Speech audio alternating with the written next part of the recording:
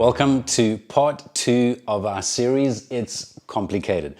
Just a quick reminder, if you missed out on last week's message, Tammy did an amazing job with our introduction, shared loads of wisdom, some serious practical nuggets that I think you'll be able to adapt into many different relationships. So yes, we are arguing that in many ways we feel like it's complicated, not just life, not just the circumstances that we're dealing with right now, but more specifically, I think because of the fact that you are a little bit past 4 weeks in shutdown. And for some of you, that's great news. For others, that's horrific news. Some of you can't wait to get out and go back to work. Others are terrified at the idea of having to go back and deal with certain people. It's just so easy during circumstances like this, even more so than normal, for us to need to pay attention to our relationships. And even though it is complicated, it doesn't necessarily have to be. I think that God gives us hope. I think He gives us wisdom. And I'm hoping that even just in our short time together today, that you will experience a bit of that hope and that you will walk away with a couple of practical steps and principles that you can put into place in your own life. Perhaps the most important thing to begin with that I want to encourage you with is just this idea that people are not actually a necessary evil. People are not something to be tolerated in your life while you kind of work through, the mess to actually get to what you think matters most. I want to argue that as far as God is concerned, there is nothing more important than people in this life on earth.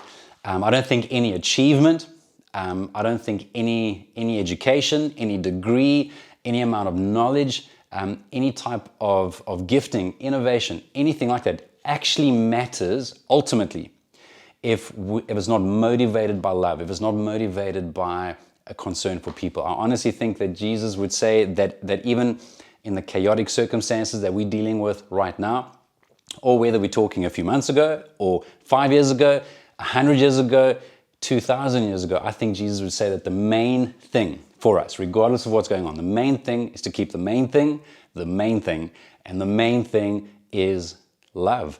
It sounds perhaps like a bit of a cliche, but love is the oxygen of the kingdom. Love is what fuels God. It's what fueled Jesus to lay His life down at the cross and to continue to invite us into a relationship with Him. And it is love that I think is the greatest evidence that we are walking in a relationship with God. If you've been around for a while, you've probably heard me say before that it's kind of possible to love people without loving God, but it's not possible to truly love God and not be impacted to where you see people differently, to where you love people. You cannot love God and not love people. Jesus was actually challenged by a religious scholar to come up with the most important commandment, to sum up what was a little over 600 commandments and then probably thousands of applications and iterations. And Jesus answered him with the following. In Mark chapter 12, verse 30, reading from the New Living Translation, that's what the little NLT means.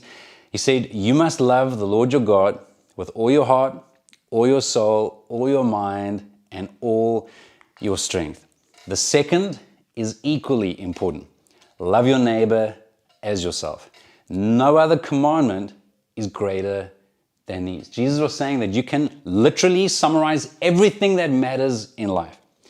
You can weigh everything up, you can break everything down, but what matters most is loving God and loving people and being able to receive love from God and from people. Because I also think that it's only to the extent that we allow God to love us that we're able to love people. It's only to the extent that we're able to receive His grace and patience and kindness that we're able to be secure enough and healthy enough and whole enough to be able to love others and to show kindness and to show grace and to show forgiveness. Again, I'm not arguing that it's simple, but it doesn't necessarily have to be complicated. People matter. In fact, I would argue that people are often a gift from God. And again, I want to include people that you don't like, people that you don't agree with, people that are maybe completely different to you. And it's natural. It's easy for us to think that people provoke things out of us, and we can blame people for our anger, our aggression, our bitterness, our jealousy, people that are pushing our buttons when it comes to insecurity and defensiveness. But I want to argue that people can't actually make me do those things. They can only provide the circumstances that actually reveal what's going on inside of me. So if I'm sitting on a certain team with a bunch of other leaders and I'm starting to feel insecure because of how I think I compare, I can't blame anybody else because of their personalities or aggression or assertiveness. I've got to look at, wait, why am I feeling insecure? What is my security based on? If I get jealous of what somebody else has, or that promotion that somebody else has, or I get bitter because of the way I've been treated over something, I'm not saying that other people haven't done legitimate things to us, but they can't make me bitter. Bitterness is something that's coming from the inside because of the state of my heart. And so people are actually a gift to us in that they're a type of thermometer, like they gauge the temperature of our heart, or they're like a mirror where they actually help reflect for us some of the stuff that's going on. By the way, side note, I never knew I had so many different tics and things until I had to watch myself doing what we're doing now over the last while. So it's scary when you're forced to watch yourself doing something that you would never normally see. I wonder how many of us would be horrified if a camera was on when we were talking about people sometimes, or in the way that we were maybe speaking to a spouse, or the way that we were interacting with someone at work, maybe gossiping, maybe talking about the boss, or maybe the way that we're talking about employees and those under us, even though the facts may be facts, but maybe some of the extra stuff that we add to that. It's scary when you actually have this mirror, this reflection that is presented to us. And so I do want to encourage you to try and see people through a more positive lens, where you see them as a gift from God. They're to actually, where we are there to help one another. It's iron sharpening iron.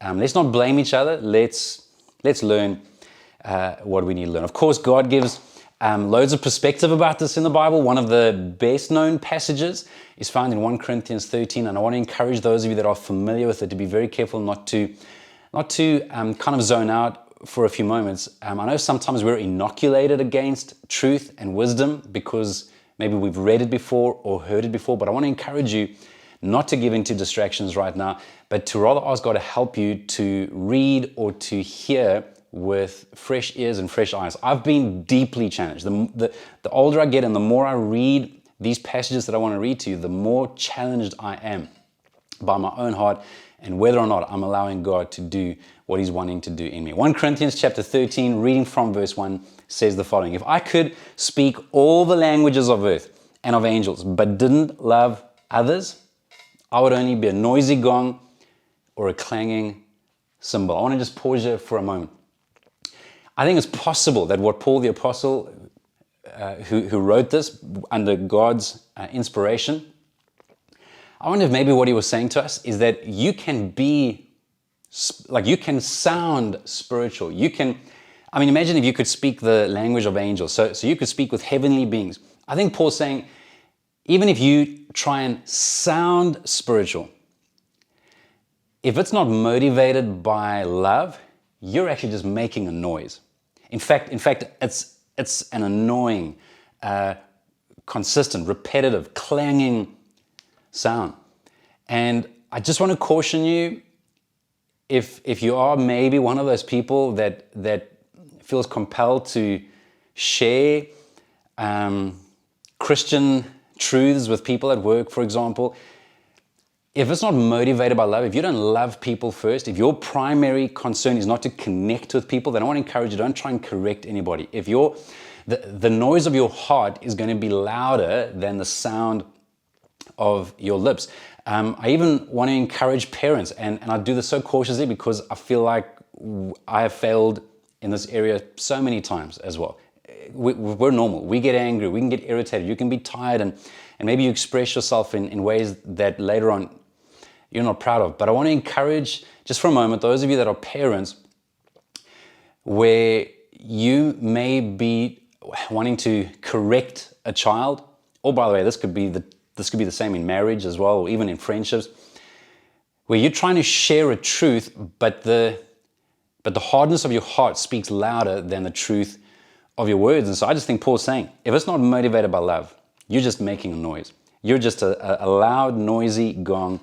You're a clanging cymbal. So let's make sure that our hearts are right first. I think the volume of our hearts are always going to speak louder than the volume of our lips. He goes on to say that if I had the gift of prophecy, so in other words, if you had the spiritual gift, and if I understood all of God's secret plans, imagine if you understood what's going to be happening a few weeks from now, a couple of months from now, next year. Imagine if you could discern what's going to be taking place in the near future, in history. If you could discern God's secret plans and possessed all knowledge, you had an incredible education, you had great insight, and by the way, he goes he's saying even if you're pure spiritual, you have the faith to move mountains. So even if you could heal people, you can do stuff, you can get stuff done in a spiritual context. If I didn't love others, I would be nothing. So a mountain will have been moved, which would be a little bit random, but you'll be nothing. You may have insight and understanding into stuff. You're going to be nothing. It's not going to ultimately matter, because what matters is people and love. Then he goes on to say that if I gave everything I have to the poor, obviously with the wrong motive, if I gave everything I have to the poor and even sacrificed my body, I could boast about it. So if that's my motive, if my motive is to look good, to look generous, he's like, well, you can boast about it, but if I didn't love others, I would have gained nothing. And I was even just wondering, when preparing this message again and reading this passage again for I don't know the how manyth time, I wondered if this isn't even a description of Satan. Where he knew plenty, he was in the binnekring with God. Like, he was tight. He knew stuff. He could do stuff. But his heart was proud. It was selfish. He didn't care about other people. He didn't want to extend the Father's agenda and kingdom. He didn't want to serve people and help people. And so I just wonder if this isn't kind of that description where you can do stuff. You can be successful on certain metrics. But guys, if we don't love people, in fact, I would argue that knowledge and power, and even in some cases the ability to give and manipulate people is dangerous in the hands of someone with a hard heart. We need to love people. No achievement, no sacrifice, no gesture, no amount of knowledge, nothing is worth anything. No innovation, no achievement, nothing is worth anything if it's not ultimately motivated by love for people. And this is a challenge in our daily lives where we have to ask ourselves, am I more concerned with getting through a task? Now, even though that's important, I'm not suggesting that you ignore your responsibilities, but am I think the question I have to ask myself is, at what cost? Am I comfortable that I got a task done, but at a certain human cost? Did I use people? Did I abuse people? Was I irritable with my family? Did I reject anybody? Did I ignore anything that I should be giving attention to? But I got the task done. I ticked the box. And so that's something that I think we need to constantly be aware of. Very quickly, just getting more practical now, Paul goes on to say in verse 4, and this is the part that many of us are familiar with, that love is patient and kind. In fact, he's saying that everything hangs off of these two things. Love is patient, love is kind. Love is kind, love is patient. You want to look at almost any other example or illustration or practical application of love, and it hangs off of patience and kindness. How I respond to people, how I invest into people and build into people, when I'm kind, when I'm generous, when I'm gentle, when I'm patient, when I'm slow to speak and quick to listen, when I'm slow to get angry and quick to forgive. Am I able to bear with people? Patience and kindness and patience. Love is not jealous or boastful or proud or rude. It does not demand its own way. It is not irritable, or some versions say not easily irritated, and it keeps no record of being wronged. It does not rejoice about injustice, but rejoices whenever the truth wins out. And then I love verse 7. Love never gives up, never loses faith, is always hopeful, and endures through every circumstance. I want to take a look at these few little highlighted words that I read for a few moments, and I'm going to use slightly different language to get this across, but I feel like this passage actually gives us at least 9 examples or 9 illustrations of what love is. Even when it's saying it's not this, well then obviously it's the opposite. And so I'd love for you just to kind of follow with me. In fact, our notes are on YouVersion. If you don't have the YouVersion Bible app, I'd strongly recommend that you download that as soon as possible. All you have to do is click on events and then search for View Church Milnerton, and these notes will be on there. Just make sure that you save them, but it'd be great for you to go back and reflect on them during the week. So again, if we're saying that love is patient and kind, everything else hangs off of patience and kindness, then the first thing that I think that this passage tells us is that love is actually generous. When it says that love is not jealous or boastful or proud or rude, it's not jealous. I think the opposite of jealousy is generosity. To be jealous means I want something. So I'm actually stingy. I want to grab something. I want what you have. I want that promotion. I want that opportunity. I want to be able to choose. I'm jealous. The opposite of being stingy and just trying to take is actually generosity. So you want to be loving, be generous. Imagine, forget about anywhere else, even just in your home right now. Imagine if whoever you're living with, if you're trying to outdo each other with acts of kindness, acts of generosity. Imagine if you are trying to find ways to encourage each other sincerely, not to be patronizing or in any way cliched, but to genuinely speak life into one another. To be generous with our words, generous with our encouragement, generous with our time. I do believe that love is generous. I cannot be stingy and argue that I love someone. Then second, I think that love is secure. It says that love is not jealous, it doesn't boast. Well, again, I think that when I need to boast, I'm needing praise, I'm needing affirmation, I'm needing some kind of fame or acclaim, and I think that speaks of insecurity. So I'm needing something from people that actually I should be getting from God. And so I think that love is secure. When I'm in a healthy place with God, when I'm allowing God to reassure me, to look at me with love, when I'm enjoying a healthy relationship with God, I need less of that affirmation from people. I'm going to be secure. I'm not going to need to boast and force some type of praise or affirmation from other people. Ruth Haley Barton has written a great book called Invitation to Solitude and Silence. I've mentioned it many times. We've actually been working through it with some of our leaders the last couple of months. We actually finished the last chapter this week. And I love how she sums everything up, where basically she's saying, if you're doing all of this, if you're trying to spend time with God, and if you're deliberate about solitude and even just practicing a bit of silence where you get present and real and honest and raw with God, if that doesn't change the way that we interact with people, then something's wrong. Then we need to change that. And anyway, I'd love to just read a quick quote to you from this book. Again, the author is Ruth Haley Barton. It'll be on the YouVersion notes as well. But she says that when we do not find ourselves loved by God in solitude, we prowl around looking for others to fill our emptiness. We enter life in community trying to grab and grasp from others what only God can give.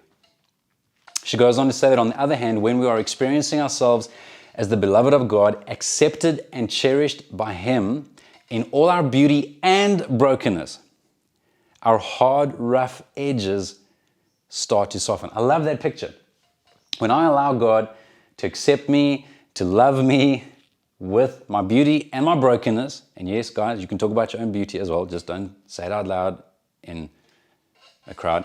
I think that some of those hard edges actually do start to soften, and we stop doing damage to the people around us. Then she goes on to say that we begin to see others as beloved as well. And that is what gets reflected back to them when they look into our eyes. Not only does the love of God come to us in solitude, the love of God begins to pour through us to others. In other words, maybe a better way of summarizing this is if our time with God doesn't change our time with people, if it doesn't affect our time with people in a positive way, then we need to change our time with God. If our time with God doesn't change our time with people, we need to change our time with God. We have to do something different. If I'm coming out of my quiet time less patient, more irritable, more easily agitated, tighter, stressed out, then honestly, I need to change what I'm doing in my time with God. I think that love is secure. Number 3, love is humble. The opposite of pride is humility. Love is not, it is not jealous, it's not boastful, it's not proud. So love is humble. We don't know it all. We don't know if we're right or wrong. Even if we really think we're right, we don't have to be right. Sometimes we know that there are things that are more important than just being right. And so love is humble. We're willing to listen. We're willing to try and understand. And again, that's where patience comes in. 4th, I would argue that love is polite. Paul says that love is not rude. Well, the opposite of rudeness is politeness or good manners, or even the fruit of the Spirit gives examples like gentleness and goodness and self-control. In other words, especially living together at the moment, or maybe if you work in a crowded office, like it's as simple as just greeting one another. It's being polite, it's looking people in the eyes when you interact with someone at the shops, and some of you are hoping that comes much sooner than later. Just look at people with value. Treat people with courtesy, with good manners, and not just strangers, and not just. So in my case, I've got to be careful historically that's not just on a Sunday when I'm on duty or when I'm at a church gathering. Can I treat people with value and dignity and courtesy? Can I be polite in my everyday dealings and interaction with people? I would encourage you to say thank you. When someone does something for you, thank them. If someone does the dishes, thank them. If someone cooks, thank them. Thank them for whoever's cooking, thank them constantly, because that's a huge blessing. If someone cleans up, thank them. So express gratitude, watch your tone of voice. One of the challenges for me when it comes to being polite is sometimes without even realizing it, I'll interrupt Sue, especially. And for some reason, I think I know what she's going to say, and I try and get in there without even thinking about it, and it's actually rude. Love is not rude. Love is polite, and so that's an area that I need to work on very, very consciously. Then Paul goes on to say that love does not demand its own way, and so I would argue that love is considerate. You want to help uncomplicate relationships? Let's be considerate. I don't have to get my way. I don't have to get my way all the time. That's not to say that you can't ever get your way or that you can't ever consider yourself. In fact, I would argue that if you are engaged in healthy self-care, so healthy boundaries of self-care, you're going to have a far greater capacity to be selfless with other people as you try and consider them. So let's be considerate. Number 6, I believe we need to be self-controlled. It says that love is not irritable or not easily irritated. And again, I think that if we love people, we'll take our own health seriously. So we will take our own rhythms. I won't just keep ignoring limits and boundaries and losing my temper with those around me, those closest to me, those who I actually love the most, and just keep using the excuse, well, I'm tired, I'm busy, I'm stressed out, which again, the first few weeks of this whole changeover was challenging for me. I wasn't sleeping. My mind was going the whole time. We were trying to adjust to a whole bunch of stuff. And I knew I had to apologize anytime I was irritable, anytime I was a little bit on edge. But I couldn't just keep apologizing and not doing anything about it. I then need to take responsibility, my exercise, sleep, caffeine, whatever the case is, so that I'm not constantly irritable, because that's not love. That's not how I love my family. And when you do mess up, make sure that you apologize. Number 7 is that love forgives. Love is gracious. I would argue that you almost can't help but be gracious when you've had a revelation of God's grace towards you. I'm not suggesting that forgiveness waters anything down that people have done. It's definitely not condoning it. And if it needs forgiveness, it means it's not deserved, because forgiveness is a gift. It's free, it's gracious. But also, I want to be clear that when I'm talking about forgiveness for today's purposes, I'm referring to kind of everyday knucklehead stuff. I'm not talking about the significant, the catastrophic, the betrayals, the abuse. Again, it requires forgiveness, but there's a whole bunch more involved there. Forgiveness doesn't mean that you reconcile with someone who is abusing you or betraying you. Reconciliation takes two people. Forgiveness takes one person. You can forgive someone who has betrayed you and yet still want nothing to do with them, because you're not going to keep making yourself available to them for them to hurt and to harm. Forgiveness doesn't mean that justice isn't meted out. Justice can still be meted out. And forgiveness doesn't mean that you trust that person again. Forgiveness is given, but trust is earned. But when it comes to everyday stuff, the Bible tells us that love covers a multitude of sins. Like, we've got to be able to overlook stuff. All of us can be knuckleheads. All of us can be irritating. All of us can be annoying. Let's be quick to forgive. And when it says that he doesn't keep a record of wrongs, I don't think it means that he or she forgets. I just think that it means that we don't bring the record up to the person and keep presenting a list of where they've messed up. Some of us get hysterical in conflict. Others become historical, and I'd encourage you to try and focus on what's happening in front of you and to try and handle it in a gracious way. Second last one is number 8, love is humane. When it says that love does not rejoice about injustice, I want to argue that justice is not purely a legal issue. Justice is about caring about our fellow man. Justice is about caring about basic non-negotiables, irreducible minimums, where if I'm able to help someone that doesn't have food, that's a just issue. It doesn't have to be a law for me to do that. That's justice.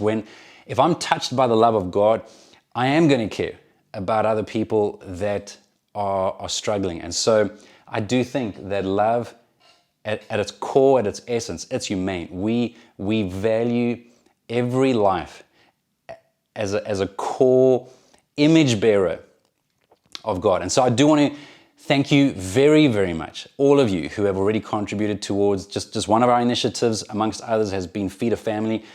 You've been incredibly generous, and we've been able to partner with several schools in our community that know of families that don't have food. I'm actually amazed at how many massive families we have with multiple adults, multiple children. We're also partnering with an organization in Joe Slovo who is feeding the elderly, the handicapped, and school-aged children as well. So we're trying to help provide for all of their needs every week at the moment. So thank you for that. Just very practically, I do want to ask you, if you're giving to this, especially if you go onto SnapScan, just to make sure that you use the right reference. So if you're paying into the church account, just reference it very clearly, COVID response or Feed a Family. And also not to confuse it if you're also paying a tithe. And if you're doing that, then just make sure that you change the reference where necessary. We don't want your COVID response to go into the tithes, and we don't want the tithes to go into the COVID response. We do want the church to still be around a month or two from now. So please let's make sure that we are allocating what we want to the correct places. Lastly, as I read to you, verse 7 says that love never gives up, never loses faith, is always hopeful. Even when it looks like everything's going to pieces, you don't lose hope. Again, it doesn't mean that you keep allowing, that prodigal son or daughter, or that sibling, or that parent that's taking you for granted and abused you, and that you don't have contact with at the moment. It doesn't mean that you force contact, or that you override boundaries. You don't have to be running after them or controlling them to still have hope. Love has hope. If the person's not dead, God's not done. Let's not give up. Let's persevere. And the reason why I think this is also encouraging, the scripture that I'd like to end with today, is actually something that ministered to me just a little while ago. And I just love the picture that it actually gives, the insight that it gives to the nature and to the heart and to the love of Jesus. Found in Matthew chapter 12, verse 20, it says, "A bruised reed he will not break, and a smoldering wick he will not snuff out. And if I'm honest, there have been times in my life that when someone is bruised and they're annoying me and they're weak and I can't believe that they're screwing up again in the same way, there have been times where I've been tempted to want to break them. For all I know, maybe I even have. I hope not, but it's not impossible. Or when their flame has been kind of flickering, I've probably been tempted to want to blow it out because of intolerance or impatience or irritability, and it makes me sick that I can ever be like that. And again, the only way for me to be like that is not to be in a healthy place with God. But I love it how that's not God's heart. That's not the heart of Jesus. He doesn't blow your smoldering wick out. He breathes into it. So even if you are feeling incredibly discouraged today, if you feel like you're hanging on by the skin of your teeth and you feel like that flame is just the slightest ember, I honestly believe that Jesus comes in and he wants to blow ever so gently into that smoldering wick. And if you're feeling like a bruised reed and you feel like you're just moments away from being broken, I want to encourage you that he will not break you. And when we see God, when we see how good he is,